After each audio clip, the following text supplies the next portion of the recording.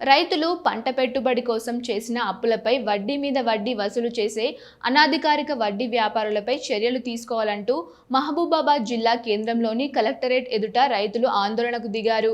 గంగారం మండలం దుబ్బగూడెం కొత్తగుంపు రైతులు ఆందోళన నిర్వహించారు.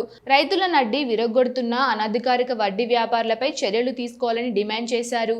ఈ సందర్భంగా బాధిత రైతులు నరేందర్, సుమలత మాట్లాడుతూ దుబ్బగూడెం కొత్తగుంపు గ్రామాల్లో ఫర్టిలైజర్ పెస్టిసైడ్స్ షాప్ నిర్వాహకులు విత్తనాలు, యూరియా అధిక ధరలకు విక్రయించడమే కాకుండా రైతులకు పంట పెట్టుబడులకు ఇచ్చే డబ్బుకు వడ్డీ మీద వడ్డీ వసూలు చేస్తూ రైతుల నడ్డి విరగొడుతున్నారని ఆరోపించారు. గ్రామాల్లో విచ్చలవిడిగా పుట్టుకొచ్చిన వడ్డీ వ్యాపారుల కబంధ హస్తాల్లో చిక్కుకున్న రైతులకు రక్షణ కల్పించాలని కోరారు. ఆర్థిక అవసరాలున్న రైతులను లక్ష్యంగా చేసుకుని ఫర్టిలైజర్ షాప్ యజమానులు వడ్డీ వ్యాపారంగా మారి అధిక వడ్డీకి అప్పులు ఇస్తూ రైతుల సాగు చేసిన పంటలను సైతం అరాకొర ధరలకు చెల్లించి బలవంతంగా కొనుగోలు చేస్తున్నారని ఆవేదన వ్యక్తం చేశారు. అసలు తీర్చేసిన ఇంకా డబ్బులు ఇవ్వాలని రైతుల్ని ఇబ్బంది పెడుతున్నారని వాపోయారు. ఇప్పటికైనా ఉన్నతాధికారులు స్పందించి అనధికారిక వడ్డీ వ్యాపారులపై చర్యలు తీసుకోవాలని వేడుకుంటున్నారు. నా పేరు స్వర్ణపాక నరేందర్, మాది గంగారం మండలం దుబ్బగూడెం విలేజ్ సార్.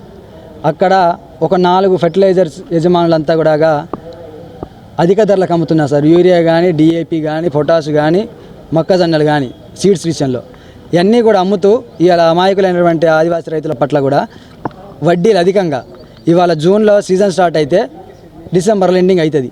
ఆ డిసెంబర్ కాకుండా ఇవాళ వాళ్ళు మార్చి 24 వరకు లెక్కలు చేసినటువంటి చిట్టీలు మా దగ్గర ఉన్నాయి. ఆ మార్చి 24కు కొందరి మంచిగా ఉండేటువంటి వ్యక్తులు, తెలియగల వ్యక్తుల దగ్గర ఈ 9 నెలల ఇంట్రెస్ట్, అమాయకులు ఎవరైతే ఉన్నారో వాళ్ళ దగ్గర 12 నెలల ఇంట్రెస్ట్ చేస్తూ అది 2 రూపాయలు లేదు 3 రూపాయలు కూడా వేసినటువంటి పరిస్థితి ఉంది. వాళ్ళకి 21 లక్ష 15 లక్షలు వేసినటువంటి పరిస్థితి అప్పుగా.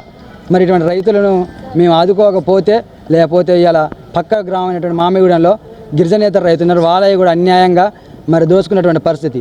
5th షెడ్యూల్ ఏరియా కాబట్టి వీళ్ళ జోలికి పోతే వీళ్ళు ఎక్కడ కేసు పెడతారో, ఏ బదనాయిస్తారో అని చెప్పేసి వాళ్ళు మా దగ్గర రాలేనటువంటి పరిస్థితులు ఉన్నప్పటికీ కూడా ఈ యొక్క అప్పులు అనేది పెరిగిపోతున్న సందర్భంలో వీళ్ళు మిగతా 2-3 రైతులు కూడా ఇక్కడ మానవ వేదన గురి చేసిండ్రు.